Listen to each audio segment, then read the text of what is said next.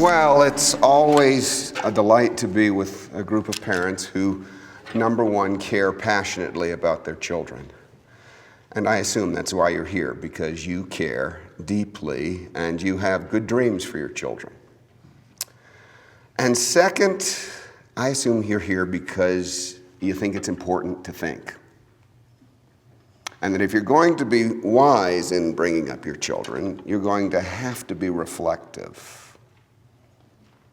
So I hope that tonight I can fan the first of those a little bit and encourage you along the road, and second, give you some things to think about. You know, perhaps one of the most important questions a parent can ask him or herself is, what kind of a man, what kind of a woman do I want my child to be? There will come a day when your sons and daughters will be 30. And it'll be a whole lot faster than you expect. And at that point, they will have a very definite character. Your daughter will have a way of being in the world. With her spouse, if she's married, with her friends, with God, with creation, with nature, with work. Your daughter will have a very specific way of being in the world. And that way will be either life-giving, rich, deeply satisfying, or less so. In like manner, your son, when he's 30, will have a very definite way of being in the world. With his wife, with his children, with his co-workers, with his friends, with God, with creation, with ideas, with work. He will have a very specific way of being in the world. And here's the thing. It's not going to happen just by being nice. Perhaps one of the greatest mistakes that parents make today is they think if they're simply nice to their children, it'll be enough. Let me tell you, parents that are just nice are not the most formative influence in their children's lives. Some of you have been reading The Collapse of Parenting, and for those of you who have not yet seen it, I would strongly recommend it. I believe if you want a copy of the book and haven't got it, Andrew will facilitate that process. Is that true? The Collapse of Parenting by Dr. Leonard Sachs, who's a physician and a PhD. And in his book, he'll tell you that the chief problems with parents today, number one, parents treat children like grown-ups. What would you like for dinner? Where do you want to go on vacation? What do you want to wear? In other words, parents are just too nice. Now, please hear me. I am not an advocate of being mean. Although if you're doing your job, let me assure you, the time will come when your child says you are mean. That's a mark of doing your job. I think one of the saddest stories I ever heard from a first grade Ambleside teacher, a particular young girl was she was not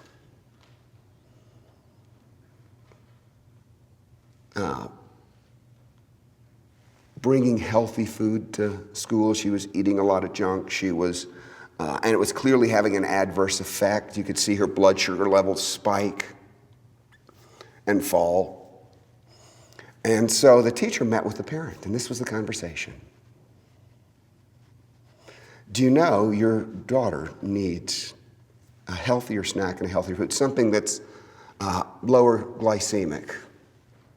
because she's getting these ups and downs, and the day's a roller coaster ride for her. I think we kind of leveled out the simple carbohydrates. It would help. This is what the mother said. But she doesn't like that. Well, I understand. But you are the mother, and you can pack her lunch. But she won't be happy with me.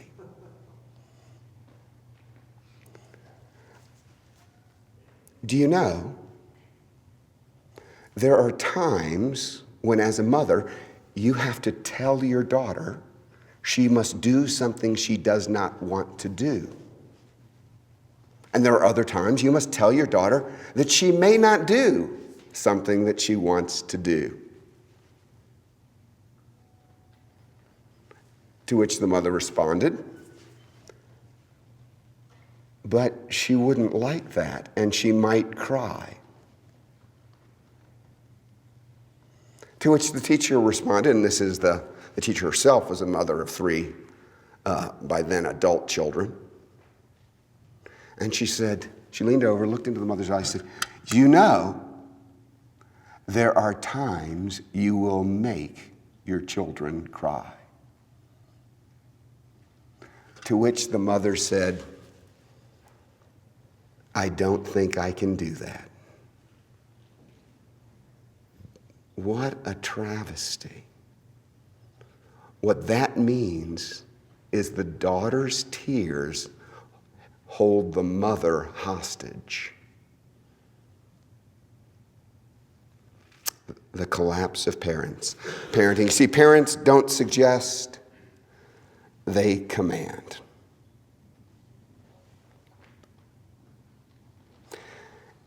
Parents who put the child's wishes before that which is good and true and right do not breed affection, they breed contempt. Children actually have contempt for parents who don't take the role of parenting seriously.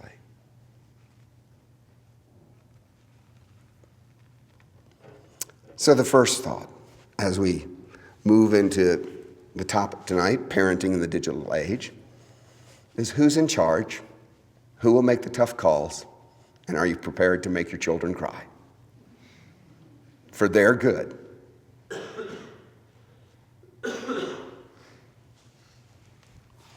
Well, when it comes to parenting in the digital age, and there are 2 kinds of challenges, and I'd like to spend a little bit of time talking about each of those challenges. The first is what I would call hard challenges, and that probably gets the most attention. You've probably heard some things on this.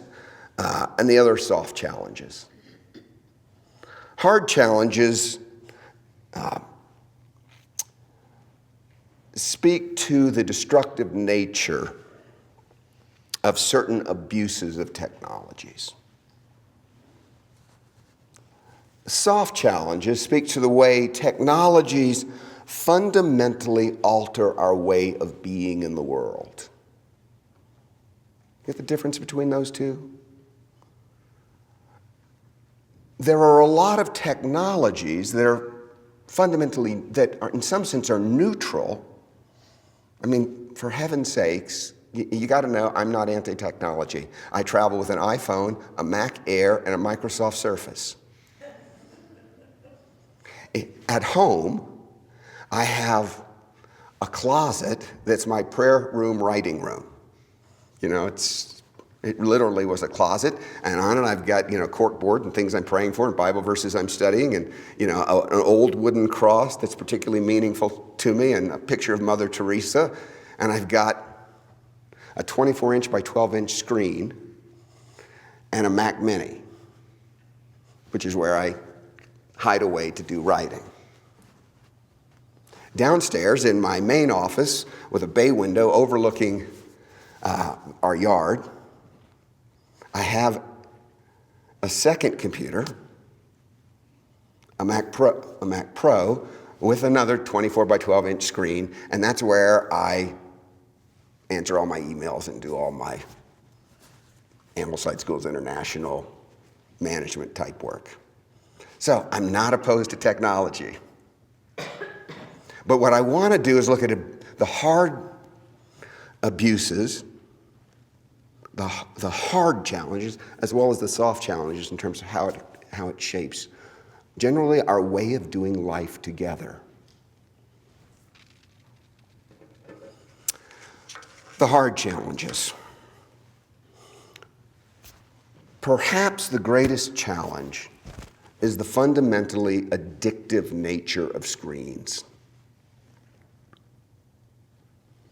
Here's an excerpt from Digital Heroin by Dr. Nicholas Kardassis, and you can find that article on the Ambleside Schools International website in the library, but here's just an excerpt from it. At first, Susan was quite pleased with her son's interest in Minecraft. John seemed engaged in creative play as he explored the cube world of the game. She did notice that the game wasn't quite like the Legos that she remembered. But after all, she didn't have to then kill animals and find rare minerals to survive and get to the next level. But John did seem to really like playing, and the school even had a Minecraft club. So how bad could it be? Still, Susan couldn't deny she was seeing changes in John. He started getting more and more focused on his game and losing interest in baseball and reading while refusing to do his chores. Some mornings he would wake up and tell her that he could see the cube shapes in his dreams. Although that concerned her, she thought her son might just be exhibiting an active imagination. As his behavior continued to deteriorate, she tried to take the game away, but John threw temper tantrums. His outbursts were so severe that she gave in, still rationalizing to herself over and over again that, quote, it's educational. Then one night she realized that something was seriously wrong. I walked into his room to check on him. He was supposed to be sleeping, and I was just so frightened. She found him sitting up in his bed, staring wide-eyed, his bloodshot eyes looking into the distance as his glowing iPad lay next to him. He seemed to be in a trance. Beside herself with panic, Susan had to shake the boy repeatedly to snap him out of it. Distraught, she could not understand how her once healthy, happy little boy had been so addicted to the game that he wound up in a catatonic stupor. There's a reason that the most tech-conscious parents are tech designers and engineers. Steve Jobs was a notoriously low-tech parent. Silicon Valley tech executives and engineers enroll their kids in no-tech Waldorf schools. Google founders Sergey Brin and Larry Page went to no-tech Montessori schools, as did Amazon creator Jeff Bezos and Wikipedia founder Jimmy Wales. Many parents intuitively understand that the ubiquitous glowing screens are having a negative effect on kids. We see the aggressive temper tantrums when the devices are taken away and the wandering attention spans when children are not perpetually stimulated by their hyper-arousing devices. Worse, we see children become bored, apathetic, uninteresting, and uninterested when they're not plugged in. But it's even worse than we think. We now know that those iPads, smartphones, and Xboxes are a form of digital drug. Recent brain imaging research is showing that they affect the brain's frontal cortex, which controls executive functioning, including impulse control, in exactly the same way cocaine does. Technology is so hyper-arousing that it raises dopamine levels, the feel-good neurotransmitter most involved in the addiction dynamic as well as in sex. This addictive element is why Dr. Peter Wybrow, director of neuroscience at UCLA, calls screens electronic cocaine, and Chinese researchers call them digital heroin.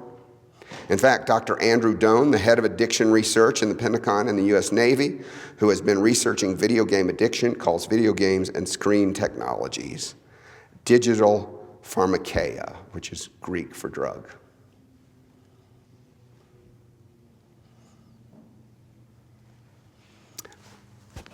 Pretty grim, huh?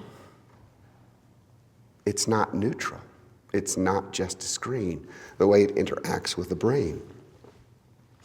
In fact, just had this conversation just this week with an Ambleside principal.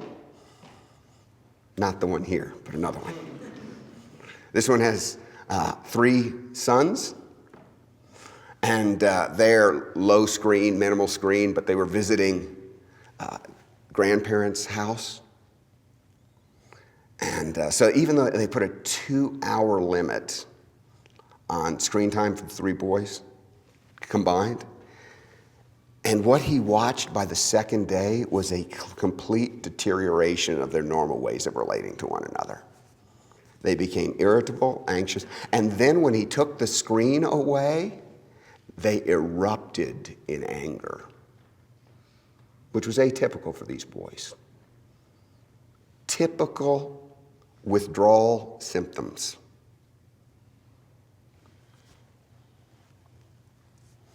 I have on my computer at home a study done at a hospital. I can't remember which one it was in the Northwest. It's either in Seattle or Portland, Children's Hospital. Here was the study. Something like 5,000 3-year-olds. One question: how many hours on a screen every day?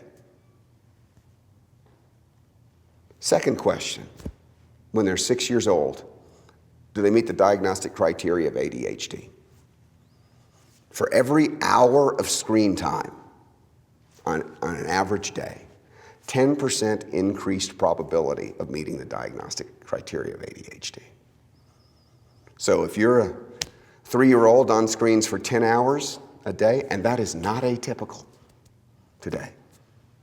Just look around next time you're in an airport or at a restaurant. Not atypical for a 3-year-old to be on a screen 10 hours.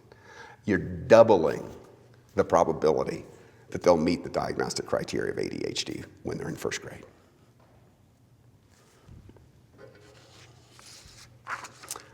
Philip Zimbardo, in his book, The Demise of Guys, spends a lot of time talking about how the extent to which screens are dominating the lives of our young men, our junior high students particularly, and high school students, and the level of porn addiction. I saw a statistic once. Wish I had kept the study. So take this with a grain of salt, but I think it approaches the truth. If you're a 13-year-old boy and you have a screen in your room that's connected to Wi-Fi, 100% are on pornography. Because, think about it. A 13-year-old boy, let's put a stack of Playboys under his bed. Now, precisely what are the odds that 13-year-old boy is not going to be reaching down under his bed? Right? We're kidding ourselves if we don't think he's going to. And put an iPad connected to the Wi-Fi in his room.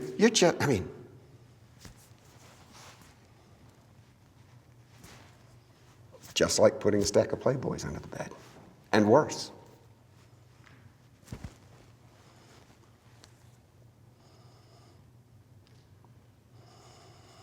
Girls don't tend to have that quite problem. Junior high, theirs is a little different. They tend to become obsessed with their image on the screen. Hours and hours photoshopping their pictures, scanning through hundreds of pictures to find just the right one and try to post it in just the right way. Now that is a recipe for fanning narcissism.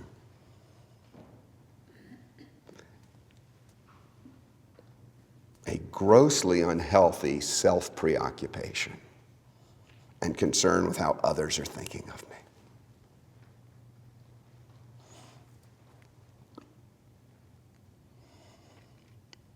Currently, the average 9-year-old American spends 50 hours per week on screens.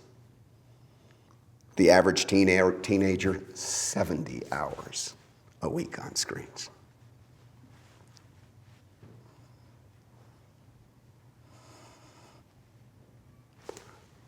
On a 9-year-old spending 50 hours a week on screens, what's the most formative influence in that child's life? Is it parents? Is it teachers? I promise you, it's the screens. That's what's shaping the child's character.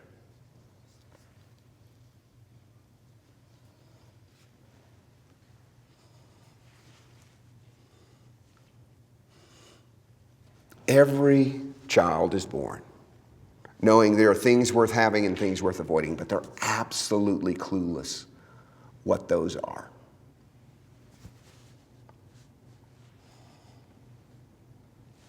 Their affections are set first by the parents and then by the tribe.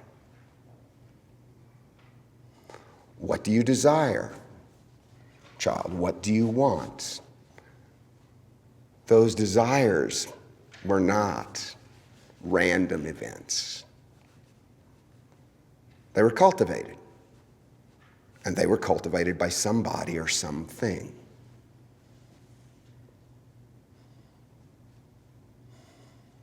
And it's a function of quality time. Whoever has the most quality time with the child gets to do the most shaping of the affections. Screens have the advantage of the buzz factor, meaning they're designed to cause dopamine and adrenaline hits. That's tough competition.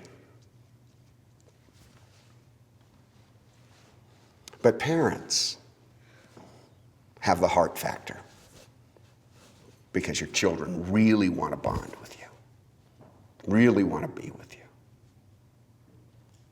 That's a huge problem. As long as they know you want to be with them and that you feel comfortable with them.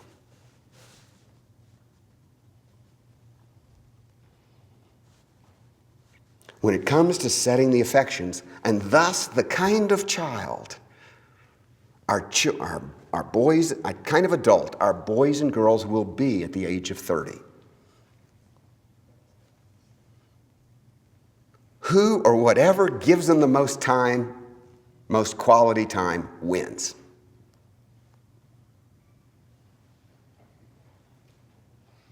It'll be you, or it'll be their friends and their screens. And generally those become the same thing because the culture of the friends and the affections of the friends get set by the screens usually.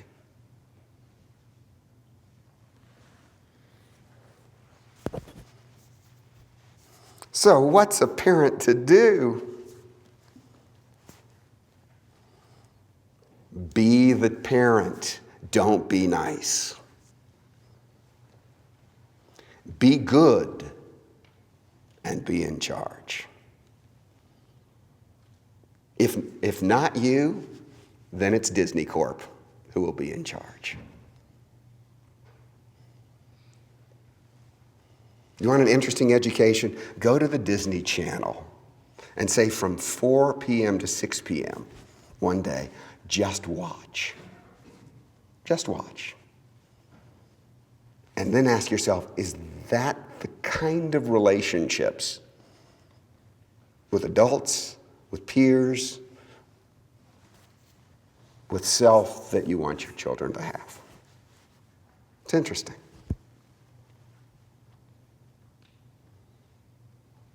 Second, limit and direct the use of technology. Absolutely no screens in bedrooms. Limit the time. Make sure there are technology-free times, fast in your home, so that we make sure we're not addicted. And watch out for the signs of addiction and withdrawal. Third, invest in positive alternatives. And the best positive alternative is you. You are the best alternative to screens. More about that in a moment. Let's talk about soft threats of technology. These are the ways technology interacts with certain cultural values and reinforces and supports them, and therefore shapes our way of being in the world. In the 7th grade history book, American history book, there's a chapter entitled, "The Sun is Overthrown." The S-U-N is overthrown. You might not have known this, but until 1883, pretty much every town had its own time. Sometimes in towns, there'd be many times because every jeweler might have their own time, and people would set their watches based on their loyalty to their particular jeweler. And so, if you were in Boston, the clocks were 5 minutes ahead of New York, and if you were in Baltimore, the clocks were 5 minutes behind New York because we used something called astronomical time. So noon was set when the sun was directly above you. So time was set by nature. Or in some people's minds, God, if you wish. Because God determined when it would be noon in your particular location. Now, this created a great problem for railroads. Wasn't a problem when we were using stagecoaches, which could at best travel 5 miles an hour on a good road. But once you were traveling 40 miles an hour, you had trains going in different directions, so that you'd have to change the track at a specific time. 5 minutes it was pretty important to get everybody on the same clock, right? So, time changed. Technology changed our time. And I think it was 1883, we established standard time. So it was no longer set by nature. It was now basically set by the railroad companies. Then everybody. Now, you think what a difference that made in our way of being in the world and how we relate to ourselves and others. Now, for the first time, we're on the clock. And that affects our ways of doing relationships. In the 18th century, if you set to meet someone at 1 o'clock, nobody was offended if you were 20 minutes late or 20 minutes early. Now we had a completely different subject because everybody's got watches and everybody's watches are set at the same time. So that when I'm at university and one of my younger sisters comes up to see the college campus, and she calls her big brother and says, this is actually rather embarrassing. She says, hey, I'm in town, let's get together. And I pull out my day timer and I say, we can meet from 2:30 to 3:30 on Tuesday. She, of course, was rightfully indignant and offended. Well, that's actually the fallout of our change in the relationship with time based on certain technology. Because in the digital age, efficiency matters more than relationship. And that's driven by the technology and reinforced by the technology. Can you see how that might happen? In a different age, I would have said, she's come here? My afternoon's free. Let's just see what we do. But I was scheduled in my own mind every 30-minute slot. which is actually rather pathological.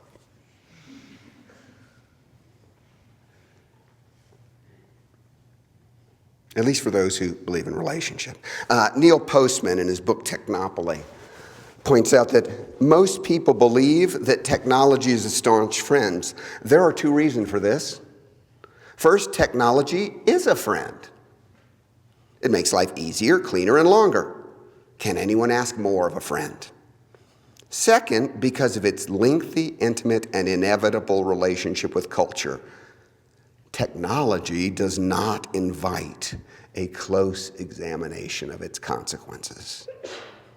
It is the kind of friend that asks for trust and obedience, which most people are inclined to give because its gifts are truly bountiful.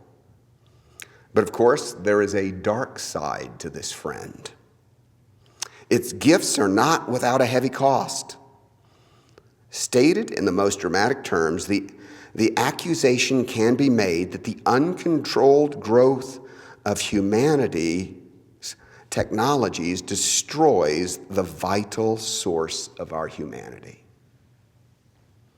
It creates a culture without a moral foundation. It undermines certain mental processes and social relations that make human life worth living. Technology, in sum, is both a friend and an enemy.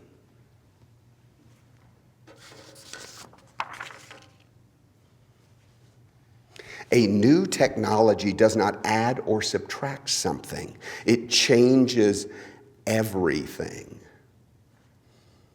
In the year 1500, 50 years after the printing press was invented, we did not have old Europe plus the printing press. We had a different Europe. After television, the United States was not America plus the television. Television gave a new coloration to every political campaign, to every home, to every school, to every church, to every industry. We had a new America. New technologies alter the structure of our interests. That is, they determine what we think about. They alter the character of our symbols. That is, they determine what we think with. And they alter the nature of community, the arena in which thoughts develop.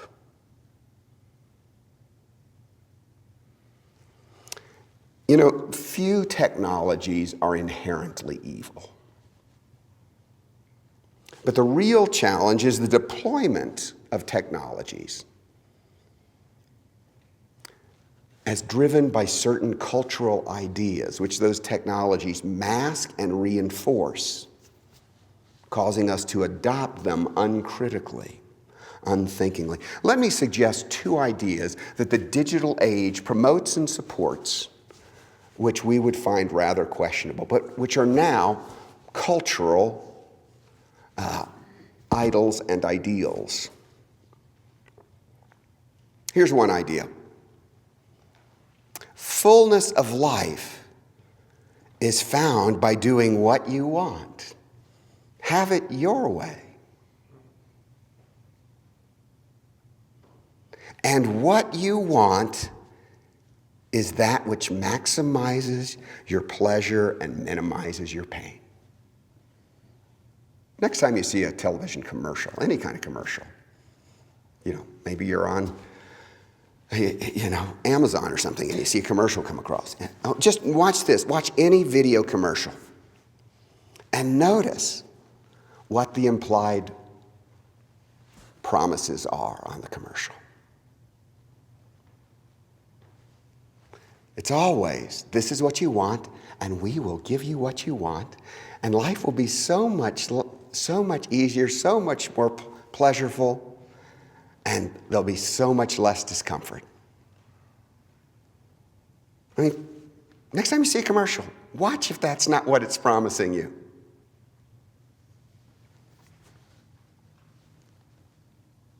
There is an intellectual history behind that.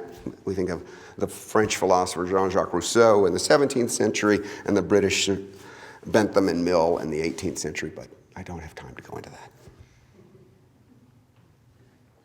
Here's the second idea. And actually, now these two in some ways are mutually exclusive and contradictory. But as you think about it, they dominate our culture and they define our use of technology. Resources are scarce and the environment is competitive. Fullness of life is found by working hard enough and smart enough to dominate your competitors. Well, that's pure Charles Darwin. That's pure Darwin. I mean, it's amazing the number of Christians I've met who would despise Darwinian evolution and kind of go to the mat for it, and yet are totally Darwinian in their approach to life. They approach life as if scarcity of resources, we're in competition, we got to be the smartest, the strongest, and work the hardest so we can beat everybody else. And by God, my children will be the winners in the competitive environment. Pure Darwinianism. But an idea that has saturated our culture.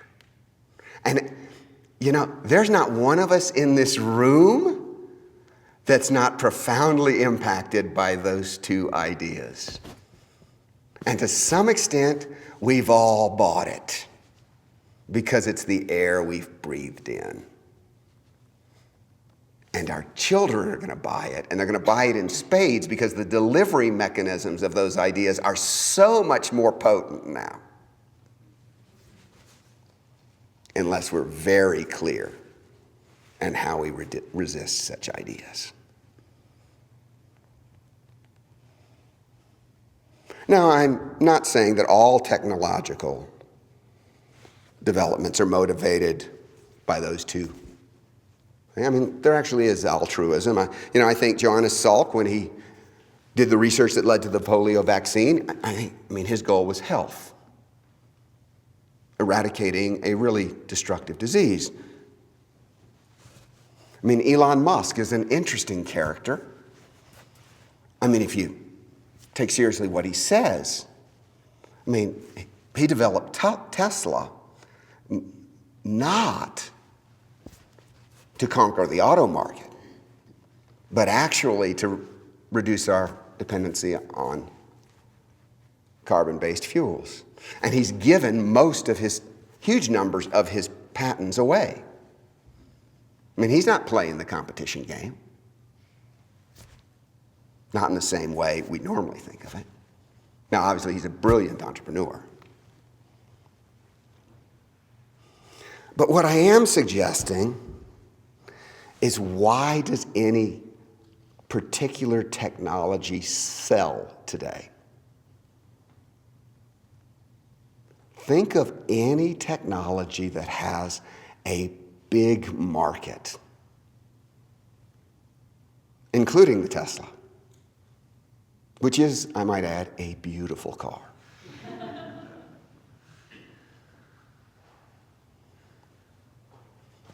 But why does it sell? And let me suggest to you that any technology that finds a mass market and really spreads does so precisely because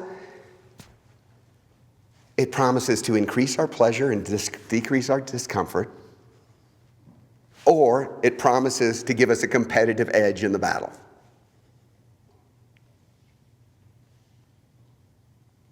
Not that every technology is developed for those purposes, but I would suggest to you that every technology that's propagated today massively gets propagated because it's undergirded by a commitment to one of those two values. Maximizing pleasure, minimizing pain, competitive advantage over everybody else. That's what sells.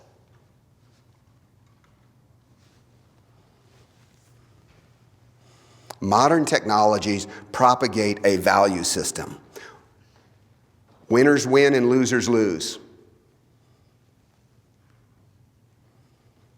But is that a true statement? Is the purpose of life to make it to the 1%? Or would I rather have my child be a neurotic, performance-driven member of the 1%, or totally average in lifestyle, but knows how to love his spouse, care for his children, enjoys that which is good, true, and beautiful, has a rich relationship with ideas and books, has many friends, and is a blessing to everyone in the neighborhood? Oh, quote, winner, or one rich in the relational life? Two different value systems. Which do you want for your child? The world's going to say one thing to pursue. How strong will your voice be in countering it?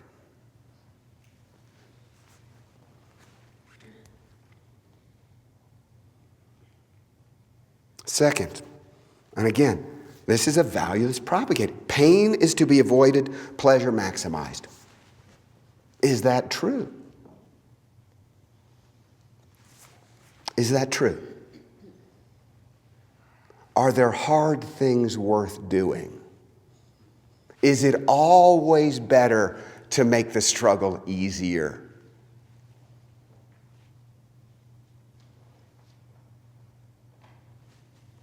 What happens when a school district endeavors to take all the struggle out of education? So we say, you don't have to learn your math facts anymore. You don't have to learn how to write. You can use a calculator, and because then it'll be easy. And it doesn't really, what happens when we take away the struggle? We get very different kinds of people. And we get children who really cannot deal with adversity.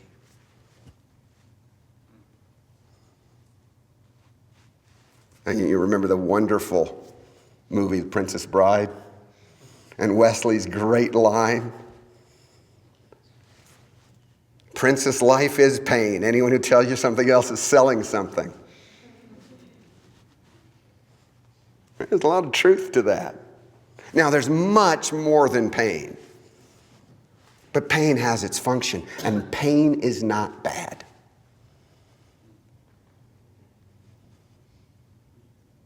Evil is evil. Pain is not evil.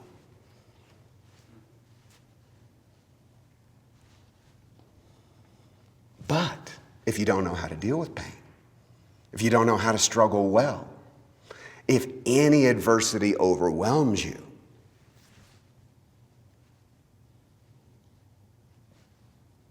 how will it be different for our children? How will they be able to suffer well and stay on task and do the hard thing? Well, it's all in your court. At Ambleside, we'll help. But if you're not doing the hard stuff and making them do the hard stuff, that is the only way they will learn to do the hard thing. Once upon a time, life was such that you could not live without doing the hard thing. I mean, you had to get up, go outside in the snow and rain and cut the wood, or there was going to be no breakfast. Technology has taken so much of the discomfort out of life. And I'm not saying that's all bad. But we often don't think about the consequences. I mean, I saw a sociological study on the effect of air conditioning on life in the South, in the urban South. Totally changed everything. Because before air conditioning, and particularly before air conditioning and television, everybody was on their front porch. So everybody knew everybody on the street. So tell me, like I live in Virginia, it gets hot in July and August in Northern Virginia. But I think if we could make the trade and do away with air conditioning, but in return, everybody throughout June, July, and August was on their front porch so that everybody along the street knew each other, I'd make that trade. I'd make that trade. Last weekend, Mary Ellen and I were out working in the front yard. Across the street, for the first time, we saw our new neighbors. They moved in 9 months ago. We had never seen them. So, of course, we went over and introduced ourselves and said, they didn't know a single person on the street. And they were there for 9 months.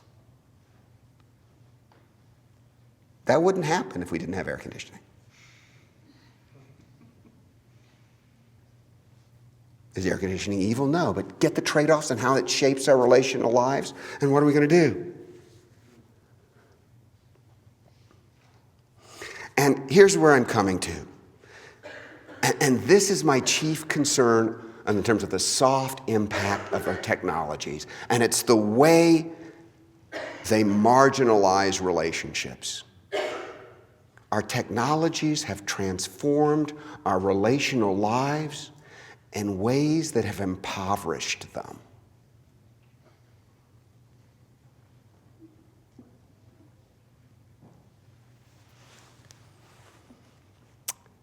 You know, relationships are hard. Facebook friends are not.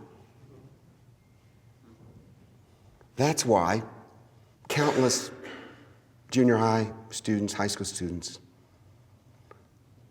have traded Facebook, Instagram friends for real friends, because real friends are work. So that's why, a couple of my younger sisters or younger siblings were teachers at the high school that I went to, large 2,000 student public high school.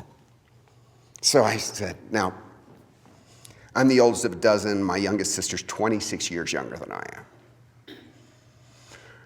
So I was having breakfast with my sister, my brother, and my sister-in-law, all three who were teachers at this high school. And I said, you're a teacher in there now. 10 years ago, you were students there. 35 years ago, I was a student there. How's it changed? What's the biggest change you've seen since you were a student there? All three said it's real easy. Technology has totally transformed relationships. One of my sister-in-law said, I'm a teacher. I've got students. They will not raise their hand and ask me a question. They will text me in class what their question is. My brother said, you remember the courtyards, we'd all, you had your group of friends, you'd be in one courtyard and other people. He said, everybody's still there. They're all sitting in the courtyards. But instead of talking to each other, everybody's texting people 20 feet or 50 yards or 150 yards away. Nobody's talking to anybody. Technology impacting marginalizing the relational life.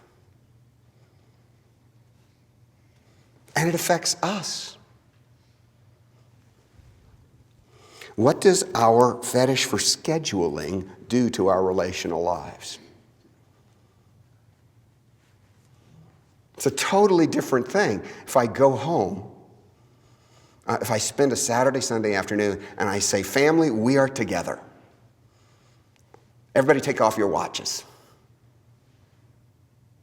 We're just together for the day.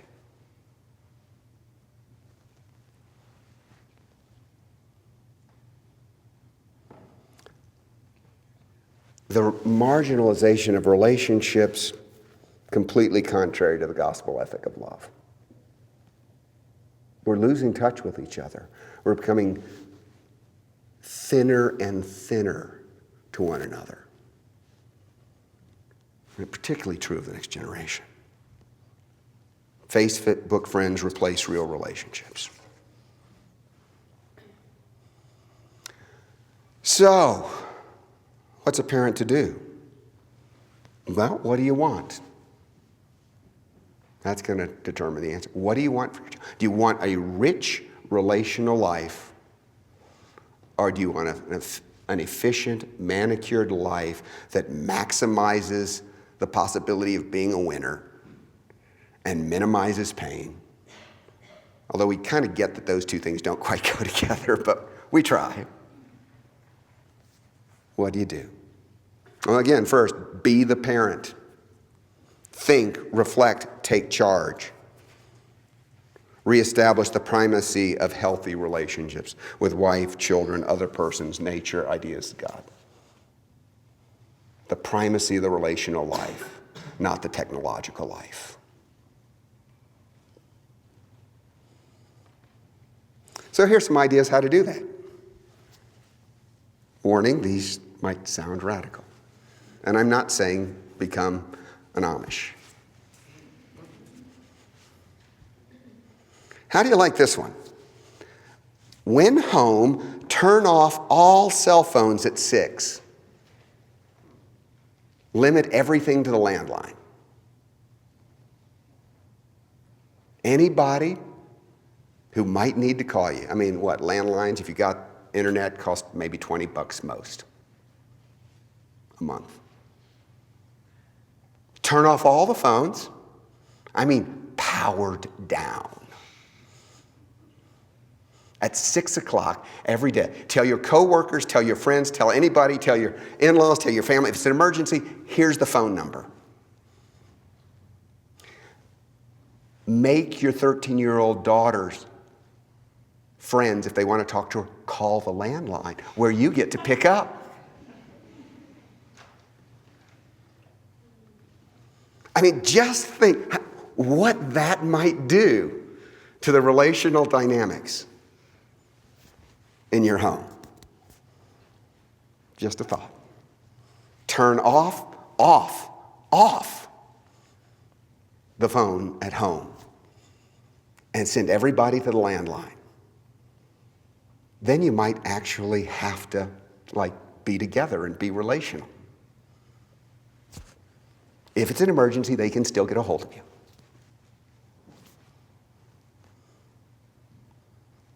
And if one of your sons or daughter's friends wants to talk to them, you get to pick up the phone. They have to talk to you first. That's really huge. Strictly limit screen time for everybody.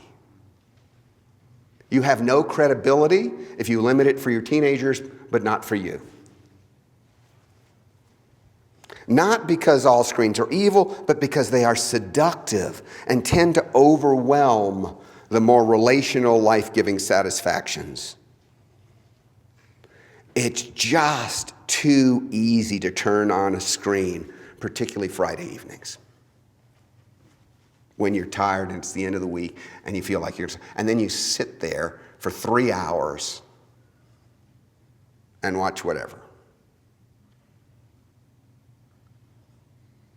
And let me tell you, at the end of that 3 hours, you're not more refreshed. And you don't have a better relationship with your wife and children. If you're that tired, go to bed. I mean, if you're too tired to sit and work a puzzle. Do you know Liberty Puzzles? They're just up the road. Totally cool. I mean, they're these beautiful, about half-inch wooden puzzles, laser cut, and they're done with great works of art. Mary Ellen and I have 7 of them. So it's like the School of Raphael's School of Athens, or it's really beautiful, and it's actually a whole lot of fun to sit together and relaxing and do puzzles together. But notice how the difference in the relational life, if you're with your children doing a puzzle versus sitting together in front of a screen. chances are you'll go to bed saying, gee, that was a good time. Glad I did that. You know, when I turn on the TV on Friday night, I never go to bed saying, gee, I'm glad I spent the last 3 hours doing that. I never do.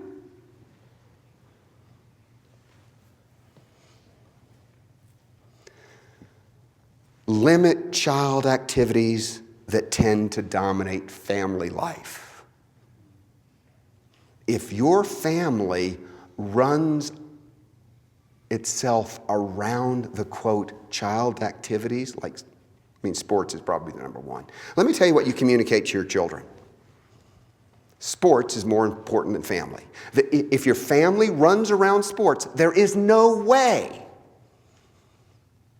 that your children believe that somehow you and time with their siblings is more important than sports.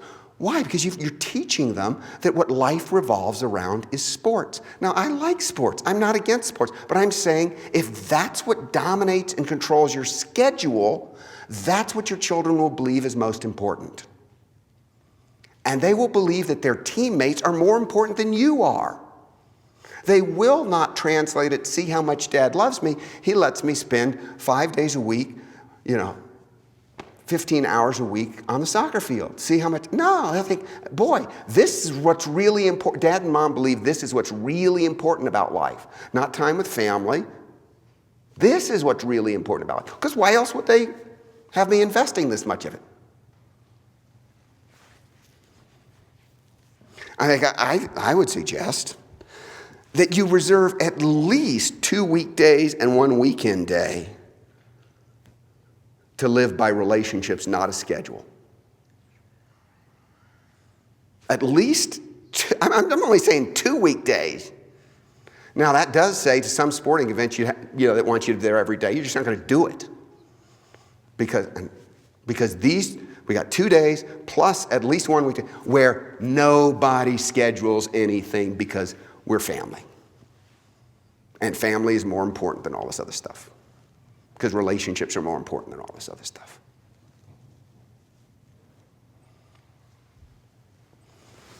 Another suggestion, fire the lawn service. Establish Saturday morning as chore time. If not Saturday morning, Sunday afternoon, but somewhere on the weekend, put in 2 hours where everybody in the family works together. We do the yard, we plant the garden, we take care, we do the chores, we mop the floors, but everybody in the family works together for 2 hours, side by side. Non-negotiable, it's what we do. Because that teaches work matters, work's important, sweat's good. Do you know sweat's good? Fire the lawn service. You need to work side by side with your sons and daughters.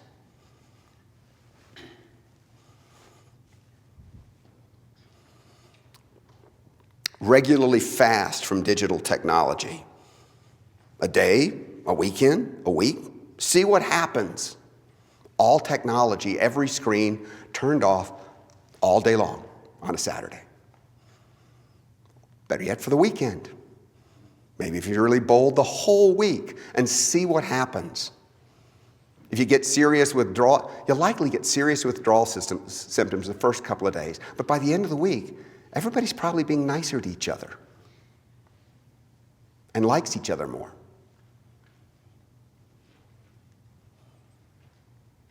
Now, here's the really radical one.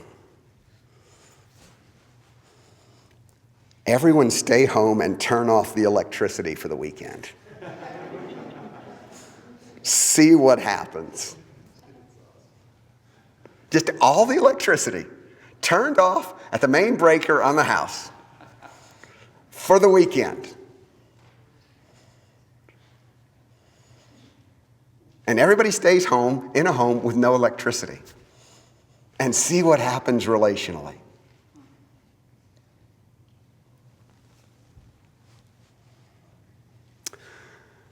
Well, the mission of Ambleside Schools is to foster a healthy relational life, optimal relations with God, self, others, creations, ideas.